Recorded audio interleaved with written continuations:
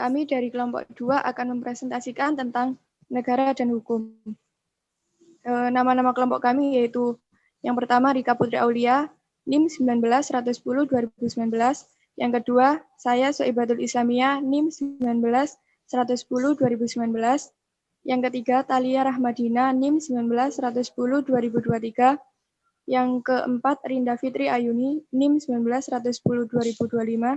Dan yang terakhir, Al-Hikmi Muhammad Aqwam, NIM 19-110-2029. Pengertian negara. Negara adalah organisasi kekuasaan yang berdaulat dengan tata pemerintahan yang melaksanakan tata tertib atas orang-orang di daerah tertentu. Negara juga merupakan suatu wilayah yang memiliki suatu sistem atau aturan yang berlaku bagi semua individu di wilayah tersebut dan berdiri secara independen. Pengertian negara menurut para ahli. Yang pertama yaitu menurut Van Apeldoorn. Negara adalah suatu wilayah tertentu yang di dalamnya diam suatu bangsa di bawah kekuasaan tertinggi. Yang kedua yaitu menurut Max Weber. Negara adalah suatu masyarakat yang memonopoli penggunaan kekerasan fisik secara sah dalam suatu wilayah tertentu.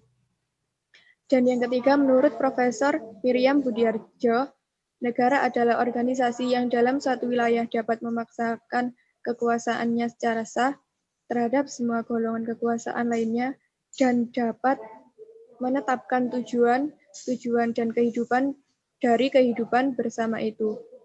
Yang ketiga yaitu menurut M. Solilubis SH, negara yaitu suatu bentuk pergaulan hidup manusia yang merupakan suatu komunitas dengan syarat-syarat tertentu seperti memiliki wilayah, rakyat, dan pemerintahan. Tujuan berdirinya negara yang pertama yaitu menciptakan keadaan agar rakyat dapat mencapai keinginan secara maksimal. Yang kedua, memajukan kesusilaan manusia sebagai individu dan sebagai makhluk sosial. Yang ketiga, untuk mencapai kehidupan dan penghidupan yang aman dan tentram dengan taat kepada Tuhan. Dan yang keempat, yaitu memelihara dan menjamin terlaksananya hak asasi manusia. Selanjutnya yaitu teori-teori berdirinya negara. Yang pertama yaitu teori ketuhanan. Teori ini menyatakan bahwa timbulnya negara adalah atas kehendak Tuhan. Segala sesuatu tidak akan terjadi apabila Tuhan tidak memperkenankannya. Teori ini berkaitan erat dengan teori kedaulatan Tuhan yang menyatakan bahwa kekuasaan tertinggi dalam negara berada di tangan Tuhan. Pada negara yang berbentuk kerajaan atau monarki, biasanya raja beserta keluarganya dianggap sebagai anak keturunan dewa. Teori perjanjian. Teori perjanjian disusun berdasarkan suatu anggapan bahwa sebelum terbentuknya negara, individu-individu manusia hidup bebas tanpa ikatan. Mereka hidup berpindah-pindah dan belum memiliki peraturan sehingga kehidupannya kacau. Para individu tersebut membuat suatu perjanjian yang disebut perjanjian masyarakat. Yang selanjutnya yaitu teori kekuasaan. Teori ini menyatakan bahwa negara berbentuk karena adanya kelompok kuat yang menguasai dan memaksakan kehendak kepada kelompok yang lemah. Selanjutnya adalah pengertian hukum.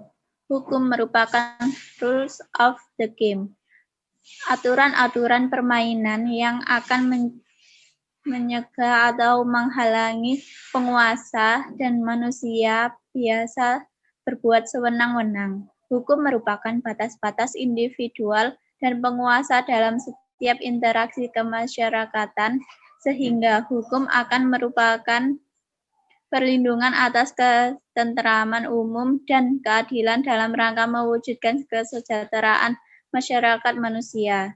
Tanpa berlakunya hukum dan penegak hukum yang benar dan adil dalam masyarakat akan menimbulkan kekacauan dan kewenang-wenangan baik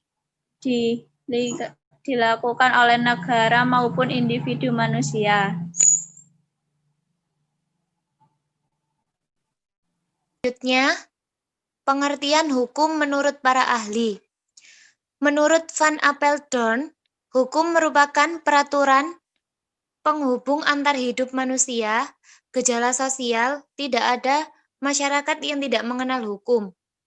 Sehingga hukum menjadi suatu aspek kebudayaan, yaitu agama, adat, kesusilaan, dan kebiasaan. Menurut Aristoteles, hukum merupakan kumpulan peraturan yang tidak hanya mengikat, tapi juga hakim untuk masyarakat, di mana undang-undang akan mengawasi hakim dalam menjalankan tugasnya untuk menghukum para pelanggar hukum. Menurut Sursoh, hukum merupakan himpunan peraturan yang diciptakan oleh pihak berwenang dengan tujuan untuk mengatur tata tertib kehidupan bermasyarakat yang mempunyai ciri perintah dan larangan, bersifat memaksa dengan memberikan sanksi bagi pelanggar hukum. Dan menurut Karl Marx, hukum merupakan cerminan dari hubungan hukum ekonomis suatu masyarakat di dalam suatu tahap perkembangan tertentu. Jenis-jenis hukum. Hukum adat adalah sistem hukum yang dikenal dalam lingkungan kehidupan sosial di Indonesia dan negara-negara Asia lainnya seperti Jepang, India, dan Tiongkok.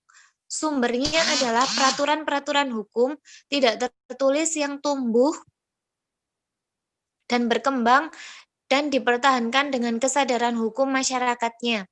Karena peraturan-peraturan ini tidak tertulis dan tumbuh kembang, maka hukum adat memiliki kemampuan menyesuaikan diri dan elastis.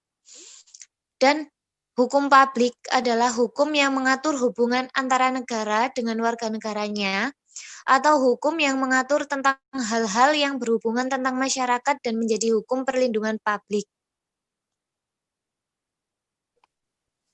Kemudian masuk dari jenis-jenis hukum yang ketiga, yakni ada hukum privat atau hukum yang mengatur kepentingan pribadi atau hukum yang mengatur hubungan hukum antara orang yang satu dengan orang yang lainnya dengan menitik beratkan kepada kepentingan perseorangan. Kemudian hukum yang keempat, yakni ada hukum positif atau ius constitutum, adalah hukum yang berlaku saat ini di suatu negara, misalnya di Indonesia. Persoalan perdata diatur dalam KUH perdata, kemudian persoalan pidana diatur melalui KUH pidana dan lain-lain. Kemudian masuk hukum yang kelima, yakni ada hukum pidana, adalah keseluruhan dari peraturan yang menentukan perbuatan serta menentukan hukuman apa yang dapat dijatuhkan terhadap yang melakukannya. Kemudian masuk pada poin-poin macam-macam hukum, yakni menurut kaidahnya hukum itu bermacam-macam, menurut klasifikasinya, yakni menurut sumber formalnya. Ada hukum undang-undang, ada hukum kebiasaan dan hukum, dan ada hukum jurisprudensi. Kemudian berdasarkan fungsinya ada hukum material dan ada hukum formal. Next. Kemudian berdasarkan tempat berlakunya ada hukum nasional dan hukum internasional. Sedangkan berdasarkan bentuknya ada hukum tertulis dan hukum tidak tertulis. Kemudian berdasarkan kekuatan berlakunya hukum memaksa dan hukum mengatur. Dan berdasarkan hubungan yang diaturnya ada hukum subjektif dan hukum objektif. Sedangkan berdasarkan waktu berlakunya ada hukum positif dan hukum yang dicipta-ciptakan. Sedangkan yang terakhir yakni masa kadang berdasarkan luas berlakunya ada hukum umum dan hukum khusus. Selanjutnya akan disampaikan oleh teman saya. Terima kasih. Yang selanjutnya adalah tujuan hukum. Dibuat diciptakannya hukum pasti mempunyai sasaran yang hendak dicapai. Itulah tujuannya dibuat hukum, untuk menciptakan tatanan masyarakat yang aman, tentram, tertib, dan adanya keseimbangan bermasyarakat. Dalam tercapainya ketertiban dalam bermasyarakat, diharapkan kepentingan manusia atau subjek hukum akan terlindungi tanpa terbenturnya dengan kepentingan bersamanya. Oleh karena itu, hukum haruslah untuk membagi hak dan kepentingan manusia, membagi wewenang dan mengatur cara memecahkan atau menyelesaikan permasalahan dalam mempertahankan hak dan kewajibannya itu. Selanjutnya, Indonesia negara yang berdasarkan hukum. Di suatu negara sangat banyak ragam jenis suku bangsa, ras, agama, warna kulit, dan adat istiadat. Untuk menyatukan semuanya itu bukanlah hal yang sangat mudah. Disitulah terbentuknya sebuah pemerintahan dan membuat rumusan untuk membentuk suatu hukum yang bertugas membantu menyatukan semua hal itu. Karena Indonesia merupakan negara yang berkepemerintahan, dalam hal ini yang berkuasa adalah pemerintah, yang membuat suatu hukum dengan kesepakatan bersama. Dalam hal lain ada undang-undang, ada Pancasila maupun hukum yang lainnya. Bukan hanya pemerintah saja yang menggunakan hukum di suatu agama, adat istiadat, suku, ras pun semuanya memiliki suatu hukum sendiri-sendiri. Dan kesimpulannya adalah, negara adalah organisasi yang dibentuk berdasarkan kesepakatan sekelompok masyarakat yang kemudian dinamakan warga negara dengan memiliki sistem atau tata kerja yang dibentuk oleh alat. Hukum merupakan rule of the game, aturan-aturan permainan yang akan mencegah atau menghalangi penguasa dan manusia biasa berbuat sewenang-wenang.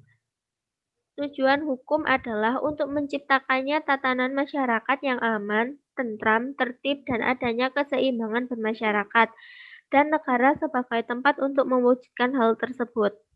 Negara kita adalah negara hukum. Hukum di negara kita sudah diatur begitu sempurna dengan kemampuan manusia dan mempunyai tujuan yang sangat mulia untuk mensejahterakan masyarakatnya. Dan kita sebagai masyarakat Indonesia sudah berkewajiban kita untuk menaati hukum di negara Indonesia ini, agar kesejahteraan, keadilan, dan ketentraman selalu menyertai kita. Dan daripada itu, negara akan mendekati tujuannya. Kalau kita menghargai negara, maka negara mungkin akan menghargai kita. Sekian presentasi dari kelompok kami. Mohon maaf bila ada salah kata dan kurangnya. Wassalamualaikum warahmatullahi wabarakatuh. Waalaikumsalam warahmatullahi wabarakatuh.